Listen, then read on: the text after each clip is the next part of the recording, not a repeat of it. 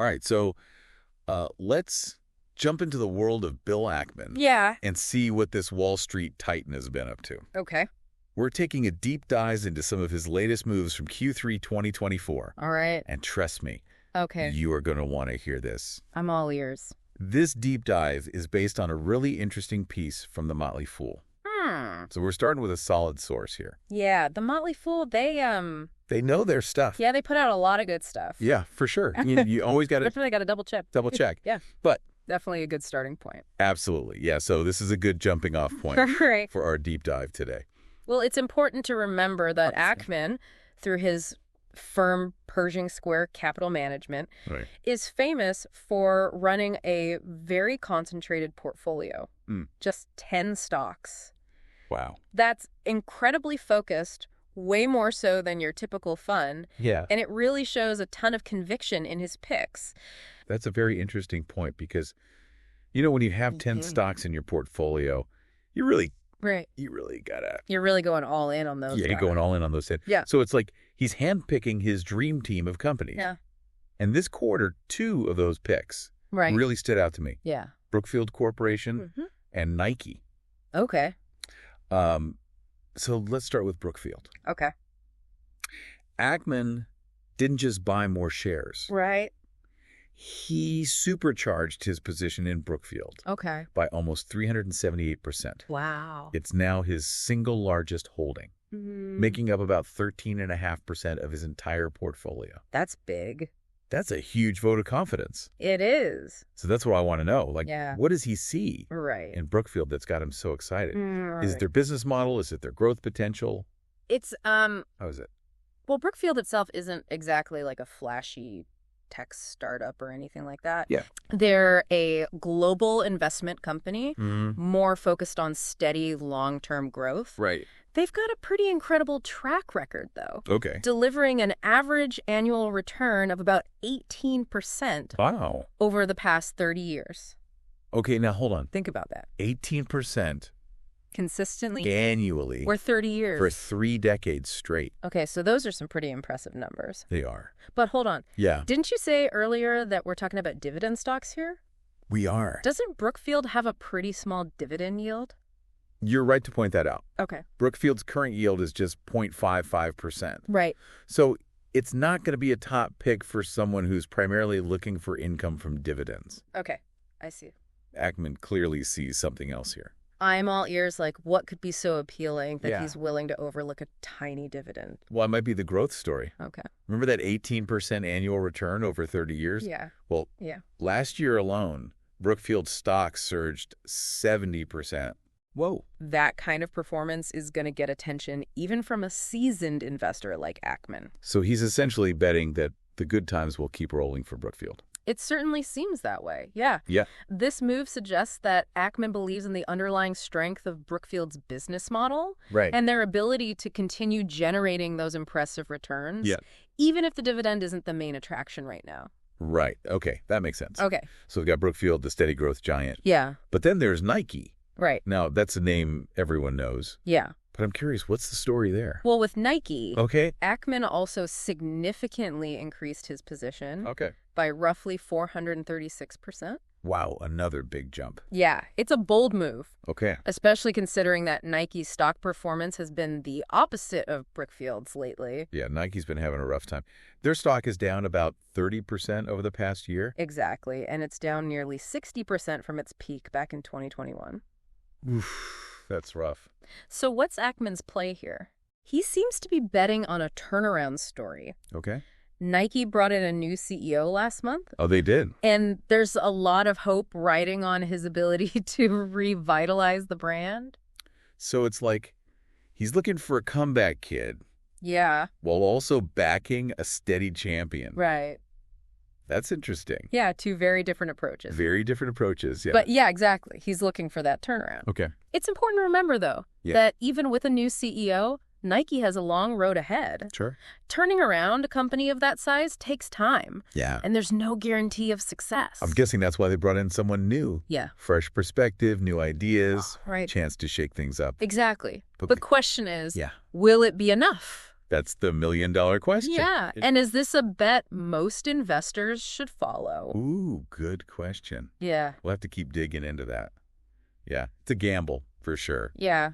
But that's what makes following these big investors so fascinating. Right. They're not afraid to make bold moves, even when there's a lot of uncertainty. Yeah, that's true. And their actions can get us a glimpse into how they view the market and where they see opportunities. Yeah. But it is crucial to remember that what works for a billionaire hedge fund manager might not be the right strategy for everyone else. Yeah, they're playing a different game with different rules and probably a much higher tolerance for risk. Exactly. Yeah. And it's worth noting that even the best investors get it wrong sometimes. Oh, yeah. Ackman's had his share of both huge wins and some very public losses.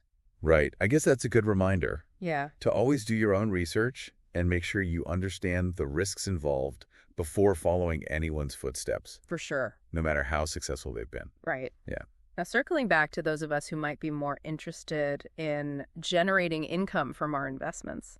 Okay. Let's talk about those dividends. All right, let's talk dividends. As we mentioned, Brookfield itself has a pretty low yield right now. But Brookfield, as a parent company, has a whole ecosystem of businesses under its umbrella. Oh, interesting. So even though Brookfield Corporation might not be a dividend superstar, Right. maybe some of its subsidiaries are. You got it. Okay. For example, there's Brookfield Renewable Partners, LP, ticker symbol BEP. Okay. They focus on renewable energy, a pretty hot sector right now, Yeah. and they offer a much juicier forward distribution yield of 5.56%. Okay, so if you like what Brookfield is doing, but you want more income, Yeah, you could potentially invest directly in one of their operating companies. exactly. That makes a lot of sense. It's like choosing your own adventure within the Brookfield world. Exactly. And there's also Brookfield Renewable Corporation, the corporate entity of their renewable energy business, which has a yield of 4.47%. Right. It really depends on your individual goals and risk tolerance. So we've got the parent company focused on long-term growth, and then you've got these spin-offs that offer potentially higher dividends. Right. It's a pretty cool structure. It is. It's almost like getting a 2-for-1 deal. Yeah, and that's what makes Brookfield so intriguing. Okay. They've got this diversified approach, which allows investors to tap into different segments of the market based on their own needs. Okay, back to Brookfield Corporation for a second. Their stock has been on fire lately. It has. Is that sustainable? Wow. Or is it just a temporary surge? It's always tough to predict the future of any stock. Yeah. Especially in this market. Right. However, Brookfield's management team seems pretty confident that they can continue to deliver impressive results. They've stated that their goal is to achieve average annual returns of 15% or more. Whoa! 15% or more? Yeah.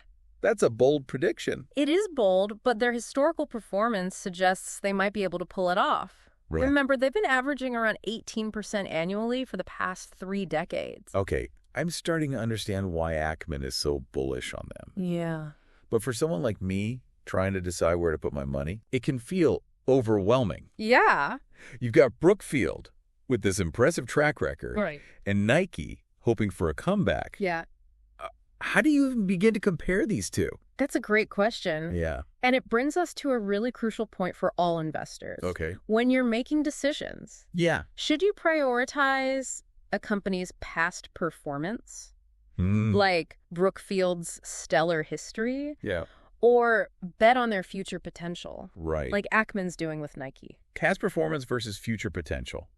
That's a tough one. It is. I can see the arguments for both sides. Exactly. Yeah. And that's what makes investing so interesting. Right. There's no one-size-fits-all answer. Yeah. It really comes down to understanding your own investment philosophy, your risk tolerance, and your time horizon. So what might be a good fit for one person could be a terrible choice for someone else. Exactly. Even if they're looking at the same company. Exactly. That's why it's so important to do your own research and not just blindly follow what the big names are doing. Yeah, it's like figuring out your own investing personality. Right. What motivates you. Yeah. What makes you comfortable and Exactly. it keeps you up at night. Some investors might be drawn to the stability of a well-established company with a proven track record. Right.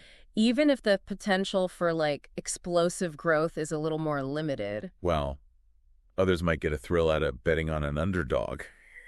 Right. hoping to ride the wave of a successful turnaround. Yeah. And potentially see massive returns. That's the beauty of investing. There's room for all kinds of approaches. Yeah. What's crucial is that your strategy aligns with your personal circumstances and your goals. So knowing yourself and what you're looking for seems like a pretty good foundation. It is. In any investing strategy. Absolutely. And remember, even the most seasoned investors don't always get it right. Right. They make mistakes. They learn from those mistakes. And they adapt their strategies along the way. That's reassuring. Yeah. Means even if I make a misstep, right, it's not the end of the world. It's not. It's part of the... It's a chance to learn and grow as an investor. Exactly. The key is to stay informed, do your due diligence, and make decisions that you feel right for you. Well, this deep dive has definitely given me a lot to think about. It's fascinating to see how someone like Bill Ackman approaches investing. Thinker. Yeah. Not afraid to make bold moves. Whether it's backing a steady performer like Brookfield or taking a chance on a potential comeback story like Nike. Right. He clearly has a vision. He does. And he's willing to follow it. Yeah. And for the rest of us, it's a reminder that investing is more than just following trends or mimicking what the big names are doing. Right. It's about understanding your own goals and finding opportunities that align with your own unique financial roadmap. This deep dive really has been an eye-opener. I'm glad. And I appreciate you walking us through it all. You're very welcome.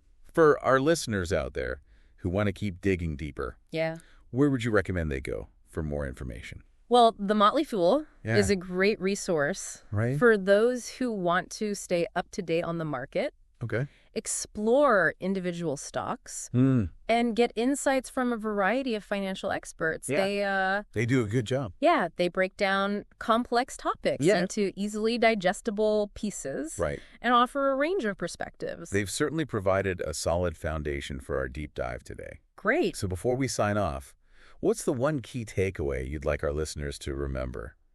Well, I'd say the most important thing is to remember that investing isn't a one-size-fits-all endeavor. Right. There's no magic formula or guaranteed path to success.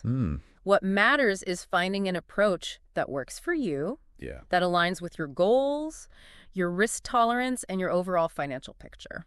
Well said. So to all our listeners out there, keep learning, keep exploring, and keep investing in your own financial future. Absolutely. Until next time.